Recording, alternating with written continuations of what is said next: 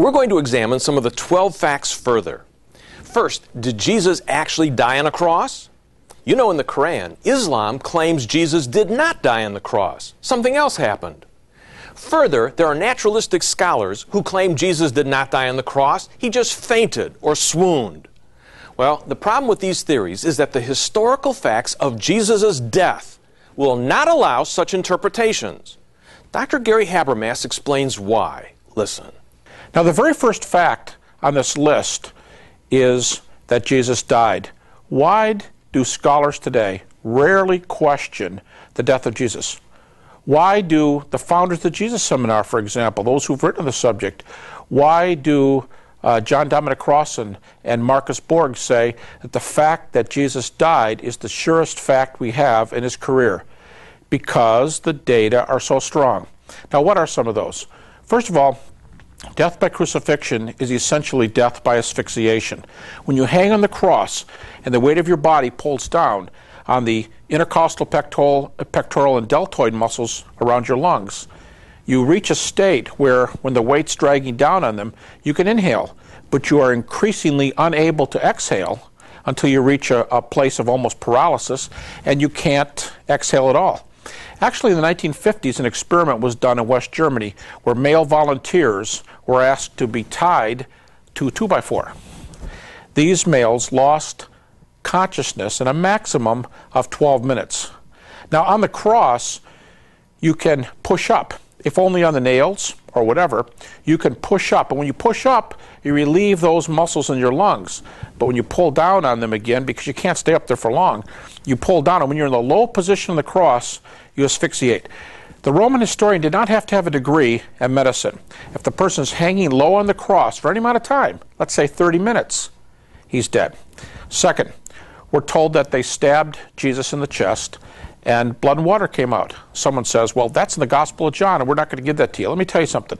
In the ancient crucifixion accounts, there are a number of accounts of a coup de grace, a crushing blow that's done at the end of crucifixion to end the account. We have an account of a man whose skull was crushed to finish the process, a man who was threatened with a bow and arrow.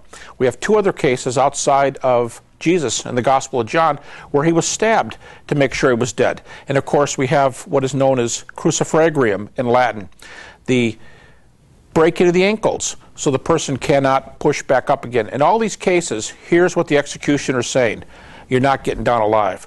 So reason number one, you're low on the cross, dead. You've asphyxiated. Number two, death blow. In the case of Jesus, we're told that it was a spear wound in the chest. In a journal of the American Medical Association just about 15 years ago, we were told that Jesus' death came from asphyxiation. The researchers said, including a pathologist from Mayo Clinic, they said that the spear entered his heart, and the water, how do you know? The water came from the sac surrounding the heart called the pericardium. So Jesus was dead. But if he wasn't, the death blow would have done it. Third reason. Now this gets a little bit gory, and maybe you're thinking, well, what have you done so far? But the third thing is called sucking chest. It's a very well-known medical phenomenon. If you're stabbed through the upper thoracic area and it goes through the lung, a living person, if you're alive, there will be a sucking sound that comes through that hole. And guess what? You don't have to be a medical doctor to know that if you're making that sound, you're alive. I had a student tell me just today that he shot a deer. And when he walked up to him, he had shot it through the chest that was making that noise, and he put his gun up to shoot it again, and the noise stopped. The animal died. So if he was stabbed in the chest and it didn't go through the heart, we would know because of the sucking chest syndrome. So these are some of the reasons to believe that crucifixion is lethal. Asphyxiation, heart wound, and if it only went through the chest, you'd have the sucking chest. Now, having said these things, none of these are the historical reason, the chief reason for believing that Jesus did not fake death. In 1835, a German liberal named David Strauss, he wrote A Life of Jesus. And he was so liberal that he was pensioned off from his very liberal university and told to just quit teaching. He was pensioned off for life because of his highly critical view of Jesus. But here's what he says in that famous writing, criticizing those who believe that Jesus didn't die. And by the way, that was the most popular theory up until 1835, that Jesus didn't die. He said, here's the problem with the swoon theory. It's basically self-contradictory. Jesus should have died on the cross. Don't worry about it, he didn't. Should have died in the tomb. Don't worry about it, he didn't. Wouldn't have been able to roll the stone away. Took several men. You'd be rolling the stone uphill out of the little gully in front of the tomb. He was in weak condition. Don't worry about it. He rolled the stone away. Walked, how long? I don't know, quarter mile, blocks, to where the disciples are, on feet that were pierced by nails. And Strauss said, you think all of these are problems? It's not the chief problem. Here's the chief problem with saying Jesus didn't die. He comes to the door where the disciples are, and when they open the door, what's he going to look like? What's he looking like? He's pale. He's sweating. The side wounds open up again. He's hunched over. He's not even washed his hair. Sweat, blood have caked his hair. He's limping. And he says, fellas, I told you I would rise again from the dead. Strauss says, watch what happens here. He's alive, yes. Raised, no. Here's what they would do. Peter, give him your chair. Andrew, go get some water. John, go get a doctor. They'd say, thank the Lord, he was healed, or he's getting healed, or he's alive. But they wouldn't say, thank the Lord, he's going to be raised.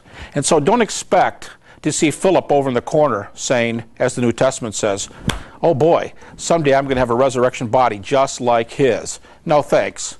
Thanks. I will keep the body I have. Let Jesus keep the body he has. Now that's Strauss's point. Here's what Swoon says, and we often miss this. Alive, yes. Raised, no. What's the problem?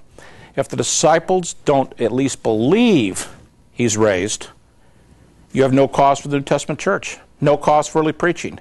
They have to at least believe he's been raised. The swoon theory doesn't give that to you. Conclusion, asphyxiation, heart, chest, Strauss's critique.